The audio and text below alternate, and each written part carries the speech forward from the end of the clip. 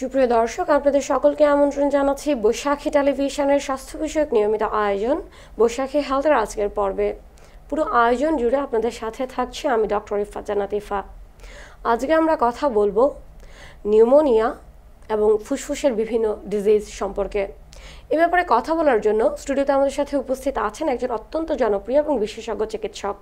আমাদের মাঝে উপস্থিত আছেন অধ্যাপক ডক্টর শামীম আহমেদ, মেডিসিন ও বক্ষব্যাধি বিশেষজ্ঞ, chairman respiratory medicine department, Bangladesh medical university. আসসালামু আলাইকুম স্যার, আপনাকে আমন্ত্রণ জানাচ্ছি আমাদের আজকের পর্বে। ধন্যবাদ।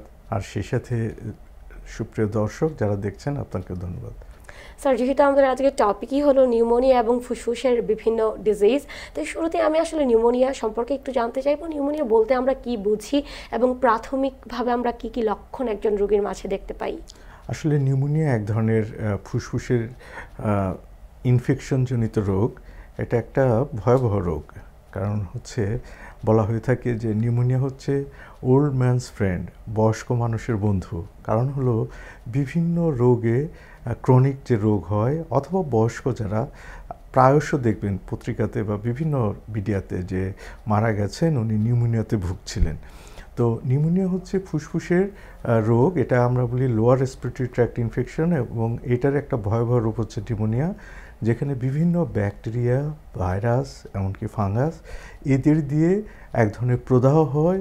এবং এখানে যেটা হয় যে হঠাৎ করে অনেক বেশি ফ্লুইড সেল জমা হয় এবং খুব দ্রুত এখানে আপনার এক্স-রে যদি করি, রেডিওলজিতে আমরা রেডিওলজিক্যাল শ্যাডো পাই এবং বিভিন্ন ধরনের উপসর্গ নিয়ে রোগী আমাদের কাছে আসেন এবং দেখা যায় যদি আমরা চিকিৎসা না করি, আগেই বলেছিলাম ওল্ড ম্যানস ফ্রেন্ড, রোগী মারা যায় অনেক ক্ষেত্রে।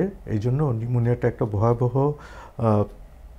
রোগ এবং এটার প্রপার চিকিৎসা খুব দ্রুত করা উচিত।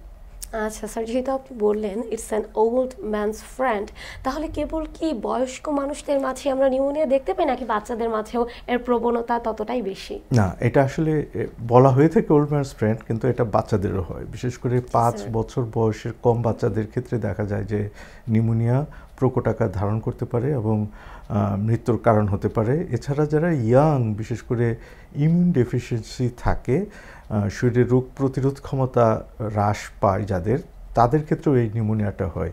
তার মানে হচ্ছে সব বয়সী মানুষেরই নিউমোনিয়া হতে পারে। আচ্ছা স্যার, আমরা বাঙালি জাতি সাধারণত দেখা যায় আমাদের নিজেদের হেলথের ব্যাপারে খুব একটা কনসিয়াস না। তো ইনিশিয়াল পর্যায়ে অনেকেই ডক্টরের কাছে যেতে চান না। তারা মনে করেন যে আমি সিমটোমেটিক ট্রিটমেন্ট করে গেলেই হয়তো বা আমি ভালো থাকবো। তো এই ক্ষেত্রে যদি রোগী খুব দেরি করে চিকিৎসকের শরণাপন্ন হন, তাহলে তার কী কী জটিলতা হতে পারে? আসলে নিউমোনিয়ার যেটা হয় শুরুতে, যেটা যে জ্বর থাকে এবং জ্বরটা অনেক বেশি হয়ে যেতে পারে, কাঁপুনিতে জ্বর হতে পারে এবং জ্বরের সাথে কাশির সাথে রক্ত আসতে পারে, বুকে ব্যথা হতে পারে। তো এগুলি নিয়ে যখন শুরু হয় তখন তো অনেকে মনে করেন, আপনি যেটা বললেন যে হয়তো কিছুই হবে না, কিন্তু যদি নিউমোনিয়ার ঠিক মতো চিকিৎসা না করা হয়, যে কমপ্লিকেশনগুলি হয় সেটা হচ্ছে যে এখানে রেসপিরেটরি ফেলিয়ার হতে পারে, এআরডিএস হতে পারে। তারপরে হচ্ছে নিউমোনিয়ার ক্ষেত্রে দেখা যায় যে রোগী অজ্ঞান হয়ে গেল এবং ভিতরে দীর্ঘমেয়াদী নিউমোনিয়া থাকলে ওখানে লাঙে পুঁজ জমা হয়, লাং অ্যাবসেস বলে। ওখানে দেখা যায় যে লাঙের যে পর্দা তার মাঝখানে পুঁজ জমে এমপাইমা হতে পারে। এবং এই যে নিউমোনিয়া যে ব্যাকটেরিয়া, সেটা রক্তের মাধ্যমে শরীরের বিভিন্ন জায়গায় ছড়িয়ে যায়, সেপ্টিসেমিয়া, সেপসিস হয় এবং বিভিন্ন অর্গানে এটা যায় এবং মাল্টি অর্গান ফেইলিউর হয়। তার মানে হচ্ছে নিউমোনিয়া হলে এবং শেষে আলটিমেটলি মৃত্যু হতে পারে। এটা কিন্তু ভয়াবহ আকার ধারণ করতে পারে। প্রথমে যদি আমরা জ্বর, কাশি, শ্বাসকষ্ট এইগুলিকে অ্যাভয়েড করি, পরের দিকে দেখা যায় যে এটার কমপ্লিকেশনটা অনেক বেশি। এবং কিছু কিছু ক্ষেত্রে আমরা দেখি যে নিউমোনিয়ার জন্য বুকে পানি জমা এবং এখানে আরও অন্যান্য ব্যাপক পরিমাণ কমপ্লিকেশন হয়।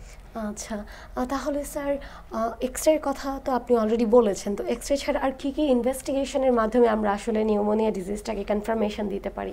আসলে আমরা নিউমোনিয়ার ক্ষেত্রে এক্স-রে তো একটা শ্যাডো পাই, আমরা দেখি যে ফুসফুসের মধ্যে দাগ চলে আসে বিভিন্ন রকমের। আমরা বলি লোভার কনসলিডেশন, তারপরে হচ্ছে ব্রঙ্কোনিউমোনিয়া, দুই দিকে হতে পারে।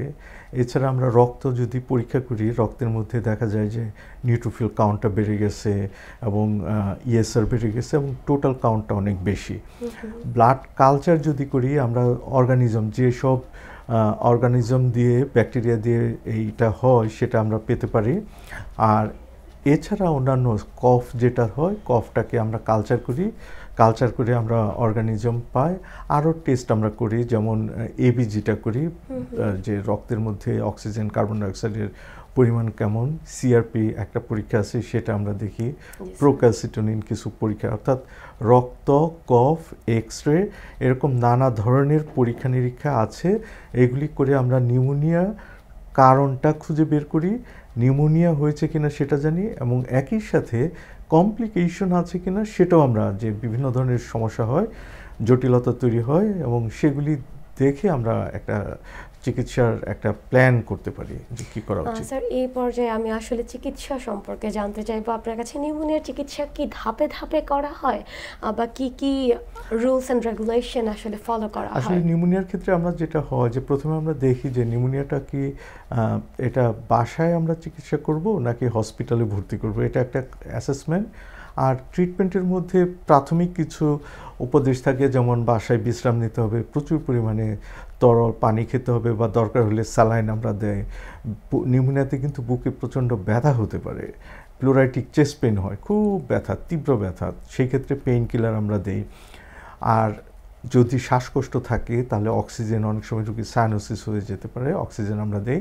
কিন্তু নিউমোনিয়ার ক্ষেত্রে মূল জিনিস হচ্ছে যেহেতু এটা এক ধরনের ইনফেকশন, যদি ব্যাকটেরিয়াল নিউমোনিয়া হয় তাহলে অবশ্যই আমাকে প্রপার অ্যান্টিবায়োটিক দিতে হবে, এবং এই অ্যান্টিবায়োটিকটা শুরুর দিকে আমরা মুখে দেই। যদি কমপ্লিকেশন হয় অথবা রোগী বমি করে, খেতে পারে না, তাহলে ইনজেকশনের মাধ্যমে দেই।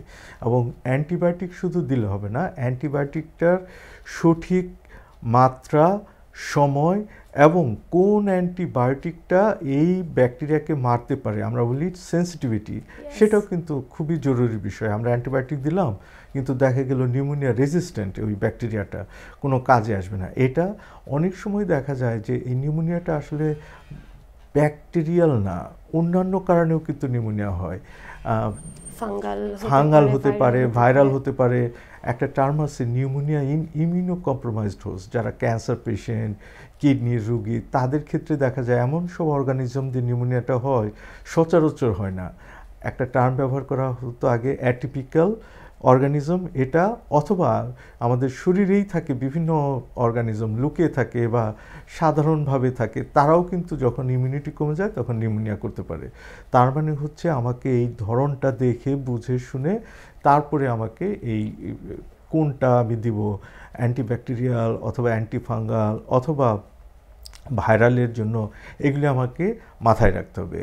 তো নিউমোনিয়ার চিকিৎসা আসলে খুব দ্রুত শুরু করা উচিত। যদি আপনি ধারণা করেন আমি অর্গানিজমটাকে খুঁজে বের করব, কিন্তু অ্যান্টিবায়োটিকটা আসলে শুরু করে দিতে হবে। অনেকেই দেখি যে বিশেষ করে পেরিফেরিতে যখন ঢাকার দিকে বা বড় শহরে যান, তখন জ্বর কাশি আসেন, ওই লোকালি ওনারা কোনো ওষুধ নিতে চান না, বলে যে বড় ডাক্তার বা বড় সেন্টারে যে চিকিৎসা নেব। এটা আসলে ঠিক না। যদি সেই প্রাথমিক স্বাস্থ্যকেন্দ্রেও একটা অ্যান্টিবায়োটিক প্রপার দিয়ে তারপরে রেফার করা হয়, তাহলেও দেখা যায় যে অনেক রোগীর জীবন বাঁচানো সম্ভব হয়। এই জন্য এই নিউমোনিয়ার ক্ষেত্রে আমরা এম্পিরিক্যাল অ্যান্টিবায়োটিকটা শুরু করে দিই, আগে অ্যান্টিবায়োটিক শুরু করে পরে ডিএসকেলেশন করে আমরা প্রপার অ্যান্টিবায়োটিকের একদম সঠিক অ্যান্টিবায়োটিকটা খুঁজে বের করি। কিন্তু শুরুতেই সঠিক অ্যান্টিবায়োটিক খুঁজতে গেলে দেখা যাবে যে চিকিৎসা অনেক দেরি হয়ে যাচ্ছে। স্যার, আপনাকে অসংখ্য ধন্যবাদ আপনার শত ব্যস্ততার মাঝে আমাদের সময় দেওয়ার জন্য। আপনি যদি কাইন্ডলি দর্শকের উদ্দেশ্যে কিছু বলতেন। আমি শুরুতে যেটা বলছিলাম যে নিউমোনিয়া হচ্ছে ওল্ড ম্যানস ফ্রেন্ড, এটা আসলে হয়তো যোগ করে বলা, কিন্তু এটা হচ্ছে সবচেয়ে বড় শত্রু। সুতরাং নিউমোনিয়াকে চিকিৎসা করতে হবে। নিউমোনিয়ার কিন্তু যারা বয়স্ক অথবা বিভিন্ন ধরনের উপসর্গে ভুগেন, তাদের ক্ষেত্রে কিন্তু নিউমোনিয়ার ভ্যাকসিন আছে, যাতে করে নিউমোনিয়া না হয়। সেজন্য আমার মনে হয় যাদের ইন্ডিকেটেড, বিশেষ করে যাদের বয়স 65 বছরের বেশি অথবা বিভিন্ন রোগে আক্রান্ত, তারা সময় মতো নিউমোনিয়ার ভ্যাকসিন নিয়ে রাখবেন এবং সুস্থ থাকার জন্য স্বাস্থ্যসম্মত জীবনযাপন করবেন, তাহলে এই নিউমোনিয়া থেকে আমরা বাঁচতে পারবো। সুপ্রিয় দর্শক, আজকে আমরা অনুষ্ঠানের একেবারেই শেষ পর্যায়ে চলে এসেছি। পরবর্তী পর্ব দেখার আমন্ত্রণ জানিয়ে বিদায় নিচ্ছি। সুস্থ থাকবেন, ভালো থাকবেন, বৈশাখী টেলিভিশনের সাথেই থাকবেন। আল্লাহ হাফেজ।